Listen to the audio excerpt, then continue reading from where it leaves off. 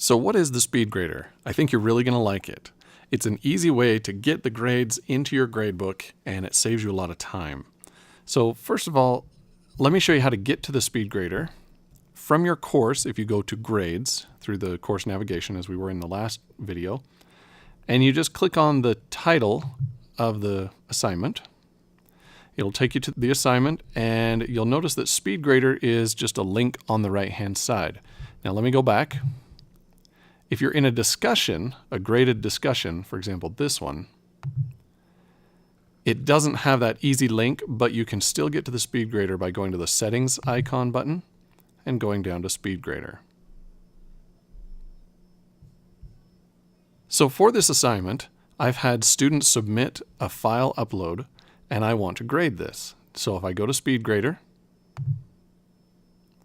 it'll take me into a different looking window and even open a different tab.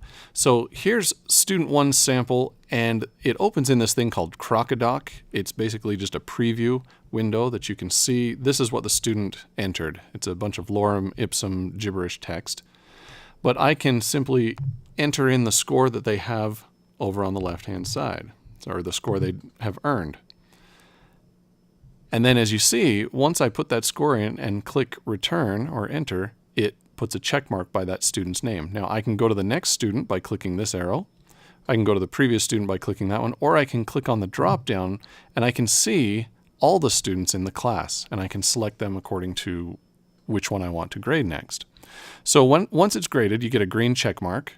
When it's submitted but not graded, you get an orange circle. And if they haven't submitted, it just shows up gray like this. So let's go to the next student. This pulls up student 2's text. It's the same stuff for this example. And I can just enter in their grade right here. But I also attached a rubric, and we'll talk about rubrics in the next module, but I want to show you why they call this the SpeedGrader. Because instead of entering the points in here, if I've set up this assignment to be able to use a rubric, I can click on this, it will show the rubric, and all I have to do is click like that, and it automatically tallies the points and shows right there. This is why it's called the SpeedGrader. Because if you have a rubric set up, all you have to do is click on whatever you think they deserve for that assignment, and it retallies the points. You can also leave comments on any of these for why, for example, you marked them down. You can say, well, this looked good, but you needed more of this, or whatever. Didn't quite make me weep with joy. And then you click Save, and that student now has a green check mark, and you can see I've graded 2, and 2 have not been submitted.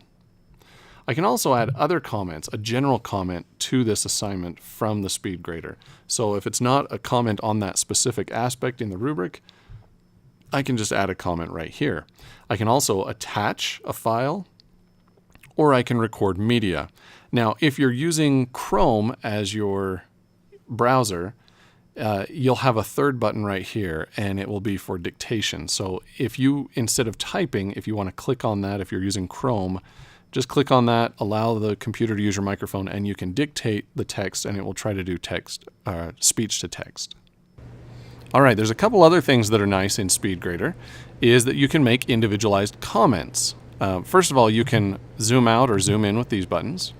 When you click on the comment button, it gives you a whole bunch of other options. You can draw in different colors, whatever you'd like. You can scribble stuff out if you don't like it. You can highlight text. Well, that's not gonna... There we go. I didn't want to highlight the whole thing. And you can make comments on these parts of the text.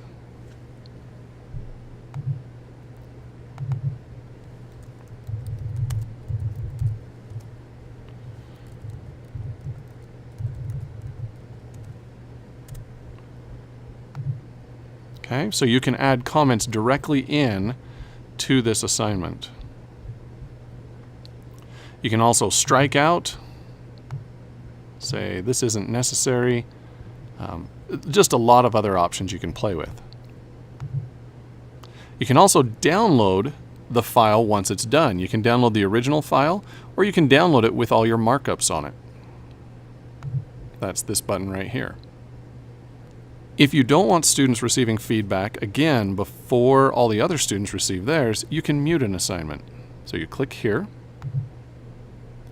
mute the assignment, and then do all the grades in your gradebook. Then when you're done, you can unmute the assignment, and it goes back to normal, and all the students receive feedback on their papers that they turned in.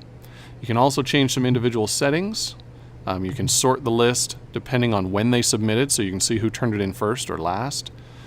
You can also sort them by which ones need grading or not submitted, or just by student name alphabetically. I find sometimes that submission status is one of the most useful ways to sort the grades.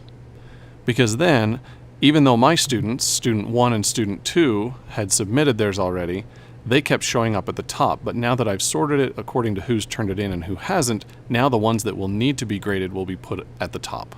You can always get right back to the gradebook by clicking here, or you can get back to the course homepage by clicking here. I hope you really enjoy using the SpeedGrader and it becomes a powerful tool for you that saves you time.